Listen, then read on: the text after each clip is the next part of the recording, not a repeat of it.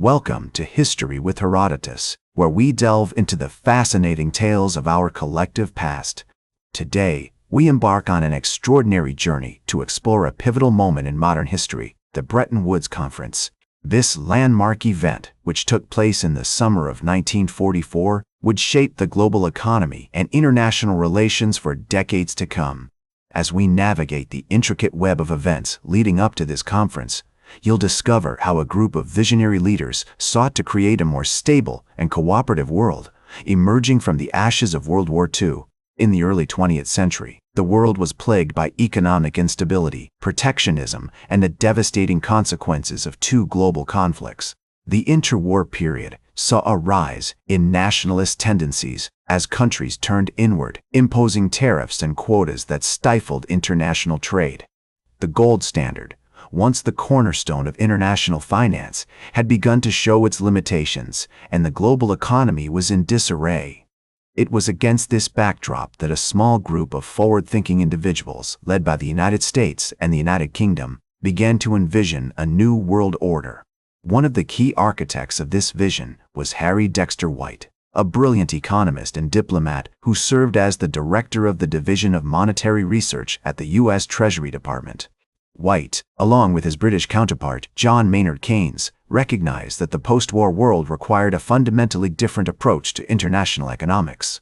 They sought to create a system that would promote cooperation, stability, and free trade, while also addressing the pressing issues of poverty, inequality, and economic development. As the war raged on, White and Keynes began to develop their ideas in secret, exchanging memos and meeting with other like-minded individuals to refine their proposals. In 1941, the U.S. Treasury Department published a report outlining the basic principles of a new international monetary system, which would eventually become the foundation of the Bretton Woods Agreement. This report, known as the White Plan, called for the establishment of a permanent international monetary fund, a stabilization fund to support exchange rates, and a bank for reconstruction and development. Meanwhile, in the United Kingdom, John Maynard Keynes was working tirelessly to promote his own vision for a post-war economic order. Keynes, a renowned economist and author of the influential book, The General Theory of Employment, Interest and Money, believed that governments had a crucial role to play in stabilizing the economy and promoting full employment. He advocated for a more expansionary monetary policy, which would allow countries to pursue domestic growth and development without being constrained by the strictures of the gold standard. As the Allies began to gain the upper hand in the war, the need for a comprehensive plan for post-war reconstruction became increasingly pressing. In 1943, the U.S. and British governments agreed to convene an international conference to discuss the establishment of a new monetary order. The location chosen for this historic gathering was Bretton Woods, a small resort town in New Hampshire, nestled in the heart of the White Mountains. In the months leading up to the conference, a team of experts from over 40 countries worked tirelessly to prepare the groundwork for the negotiations. They pored over complex economic data, debated the finer points of monetary policy, and engaged in heated discussions about the future of international trade. As the delegates from over 40 countries gathered at the Mount Washington Hotel in Bretton Woods on July 1, 1944, the atmosphere was electric with anticipation. Harry Dexter White, the mastermind behind the U.S. proposal, stood at the podium, surveying the crowd of esteemed economists, diplomats, and politicians. With a deep breath, he began to outline the core principles of the proposed international monetary system, emphasizing the need for cooperation, stability, and free trade. The first few days of the conference were marked by intense debates and negotiations, as delegates from different countries and blocs presented their own visions for the post-war economic order. The British delegation, led by John Maynard Keynes, advocated for a more radical approach, which would have allowed countries to pursue domestic growth and development without being constrained by the strictures of the gold standard. In contrast, the U.S. delegation, led by White, pushed for a more conservative approach, which would have maintained a fixed exchange rate system tied to the dollar. As the conference progressed, the delegates delved deeper into the technical details of the proposed system, discussing topics such as exchange rates, currency convertibility, and the role of the International Monetary Fund (IMF). On July 10, 1944, The delegates gathered in the hotel's grand ballroom to discuss the draft agreement on the IMF, which would eventually become a cornerstone of the Bretton Woods system. The atmosphere was tense, as countries with large trade deficits, such as the United Kingdom, clashed with countries with large trade surpluses, such as the United States. In the midst of these intense negotiations, a sense of camaraderie began to emerge among the delegates. They would often gather in the evenings, sharing stories and jokes over drinks and discussing the latest developments in the war. As one delegate recalled, "We were all aware that we were working on something historic, something that would shape the course of world events for decades to come."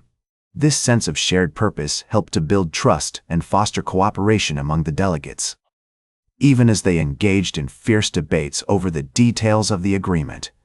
On July 15, 1944, the conference reached a critical juncture as the delegates gathered to discuss the proposed International Bank for Reconstruction and Development, IBRD, which would later become the World Bank. The U.S. delegation proposed that the bank be capitalized with $10 billion, a sum that was deemed insufficient by many countries. After hours of intense negotiation, the delegates finally agreed on a capitalization of $9.1 billion, paving the way for the creation of the IBRD. As the delegates finally agreed on the capitalization of the IBRD, the momentum began to shift towards the conclusion of the conference.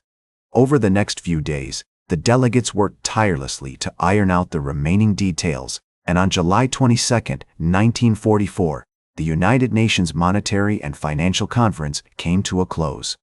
The Bretton Woods Agreement, as it came to be known, was signed by all 44 countries in attendance, marking a major milestone in the history of international economic cooperation.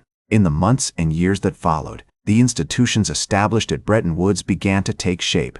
The International Monetary Fund and the World Bank, now officially known as the International Bank for Reconstruction and Development, started operations in 1946 and 1947, respectively. These institutions played a crucial role in shaping the post-war economic order, providing financial assistance to war-torn countries and promoting international trade and investment.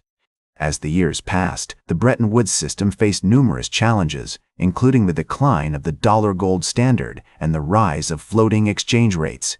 However, the fundamental principles of international cooperation and economic stability that underpin the agreement continued to shape global economic policy. As former IMF Managing Director Jacques de la Rosière once said, "The Bretton Woods institutions were created to prevent the kind of economic chaos that led to the Great Depression and the Second World War.